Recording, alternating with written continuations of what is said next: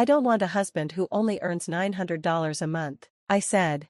There was silence on the other end of the phone. Maybe my mother-in-law was shocked. Hello? Are you still there? The mother of a man who makes $900 a month? What are you talking about? She finally asked. I'm saying Aaron earns $900 a month from his part-time job. I think you're mistaken. You're missing a zero. No, I'm not. He earns $900 a month, that's it. My name is Maria, and I'm 29 years old. I've been married to Aaron for 5 years, and we've been living in a small apartment ever since. We don't have kids yet. Life isn't luxurious, but it's simple and happy. We both do work we enjoy, and there's little stress. But 6 months ago, things started to change. My mother-in-law, who lives nearby, decided she wanted to move in with us. Aaron and I tried to explain that we couldn't make it work, but she wouldn't listen. What surprised me even more was that Aaron started taking her side. That was the beginning of our problems, and things only got worse. My father-in-law passed away a few years ago, so my mother-in-law had been living alone in her house. She was managing just fine, but now she claimed she couldn't stay there anymore. She said she felt unsafe and uncomfortable. But that wasn't the whole truth. Her house was old and needed major repairs. Instead of spending money to fix it, she decided she wanted to live with us. That way, she could avoid the costs altogether. When we got married, Aaron promised me we wouldn't live with his parents. Their house is only 10 minutes away, so if she ever needs help, we can always be there. Besides, my mother-in-law has never liked me. Even before the wedding, she'd make snide comments about me. Now, whenever we talk, she still throws in little jabs. If we lived together, I know she'd become even harder to deal with. Recently, she quit her part-time job and is now unemployed. If she moved in, we'd have to cover her expenses too, and with our current finances, we just can't do that. But she doesn't seem to care. Don't act so proud when my son is the one supporting you, she snapped. I told her I work from home and contribute financially too, but she ignored me. She kept insisting that Aaron's income was enough to live well. The truth is, we can't survive on his income alone. I asked her if she even knew how much Aaron makes each month. Of course I know, he's my son, and you're lucky to have a husband who's so successful, she said confidently. Really? I asked. If Aaron's part-time salary was so impressive, then she clearly didn't know the reality of his earnings. My mother-in-law spoke to me in her usual condescending tone. I'll take care of the housework so you can go to work. You're not managing the finances well when my son makes so much money. You must be a big spender, aren't you? No, I've told you before, I work from home. I'm not a spender. I work hard and save money, I said firmly. Well, money aside, this apartment is too small for 3 adults, she added casually. So, I replied, exactly, that's why we can't live together. But she just shrugged. Then why don't you move to a bigger place, or maybe buy a house? To my shock, Aaron, as though he'd been hypnotized, started agreeing with her. Was he unable to stand up to his mother, or did he really want to live with her? He began telling me to stop being so stubborn and even said something that shook me to the core. It's more fun to live with my mom, isn't it? What? I asked, completely stunned. She'll help with the housework, Maria. It'll make your life easier too, he said like it was a perfectly reasonable suggestion. Aaron was now fully on board with his mom's plan. I didn't know what to do. I resisted for as long as I could, but then he did something drastic. One day, while I was out, he packed his things and left. When I got home and realized all his belongings were gone, I called him immediately. Where are you? Why is all your stuff gone? I moved out, he said simply. What? Why? You didn't want to live with Mom, so I bought a house. Problem solved, he said. Bought a house? With what money? That's when I heard my mother-in-law's voice on the phone. That's right. Aaron and I will live in the new house together for a while. Maybe you can join us later, after you've had time to think things over. By the way, can you even afford to stay in that apartment on your own? You should be grateful. I hung up. I could hear her sarcastic remarks as I ended the call, but I didn't care anymore.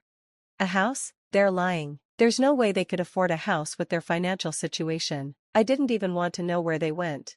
I realized then and there, I can live on my own. I don't need my husband or his overbearing mother. I'm capable of supporting myself, and that's all I need right now. I had been paying the rent with my own money from the beginning, so I wasn't worried about managing without my husband. In fact, I started seriously thinking about divorce. A few days later, I got a surprising phone call. "Hey, Maria, it's your brother, Tom. Long time no talk. Did you know Aaron and his mom are at my house?" "What?" "Tom owns a house, but after buying it, he got transferred for work. Since then, I've been in charge of managing it." "Wait a second," I said, rushing to check the safe in my bedroom. The key to Tom's house was gone. "Tom, the key is missing. Did you call Aaron about it?" "No, I'm actually outside the house right now, watching. I think I know what's going on, but I'm not sure what to do." "We can call the police," Tom said. "Maybe, but Aaron is still family. Technically, I'm not sure if the police will get involved right away." "You're right, don't worry, I'll handle it in a couple of days. Can you wait a bit?" "Okay, let me know if you need anything from me." After hanging up, I immediately called Aaron. "Oh, I hope you're feeling sorry now," said my mother-in-law when she answered the phone. "Where are you?" I asked. "Oh, you don't sound sorry at all," she sneered. "Where are you?" I repeated. "I don't need to tell you anything. You must be desperate without my son's $9,000 monthly salary," she said smugly. $9,000 salary? Who are you talking about?" "Of course, Aaron. My son has enough money to buy this wonderful house," she replied, laughing. I couldn't help but laugh too. "What's so funny?" she snapped. "Aaron said he'd divorce me if I didn't listen to him." "That's fine with me," I said. "How stubborn are you? If he leaves you, you won't survive on your own." "Actually, I can manage just fine. I don't need a husband who only earns $900 a month." There was silence on the other end of the line. "Hello? Are you still there? The mother of a man who only makes $900 a month? What are you talking about?" she finally asked. "I'm saying Aaron earns $900 a month from his part-time job. You must be missing a zero." "No, I'm not. It's $900. When I asked Aaron about his income, he said, around 9. That's what he meant, $900, not 9,000. It seemed hard for her to believe. "Just so you know," I continued, "it's thanks to my salary that we've been able to cover all our expenses. My salary is $5,000, not $500. As you probably think, I'm not being supported by Aaron. He quit his full-time job years ago and only works part-time, 3 days a week." My mother-in-law didn't respond. I decided to add one final blow. "Oh, and by the way, the house you're living in now, the one you think Aaron bought for you, it actually belongs to my brother." "That's not true. Aaron bought this house for me." "No, it's my brother's house. He gave me the key, and Aaron took it without permission. What you and Aaron have done is a crime. I'm going to report it to the police." "Wait, please don't call the police," she screamed. "Then leave the house immediately," I said. Before I could say more, my mother-in-law hung up, still shouting in a panic.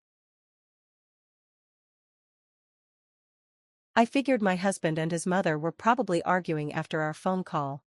Later, when I went to check on my brother's house, they were gone. They must have rushed back to her house in a panic. I called my brother right away and apologized for the trouble my husband had caused. But there was still one thing left to do: divorce my selfish husband. I filled out the divorce papers and sent them to my in-laws' house. Not long after, my husband called me, sounding desperate.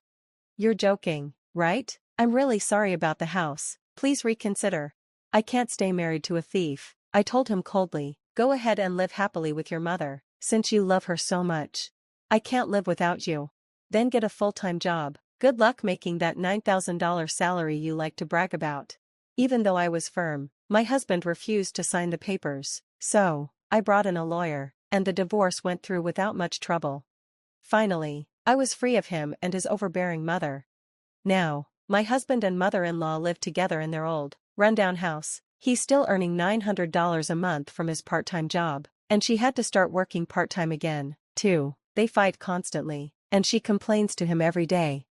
As for me, I moved out of the apartment and into a new place. I no longer have to support my husband, and my life is much more peaceful. I've been able to focus more on my work from home, and my income has been steadily growing. Soon, I'll save enough to buy a house of my own. Looking back, my husband didn't appreciate his own situation. If he had thought about it properly, he would have realized how lucky he was to have me, but he didn't, and now he's stuck living with his mother, struggling to make ends meet. I'm glad I divorced him. My life is better now, and I'm finally free to enjoy my peace and independence.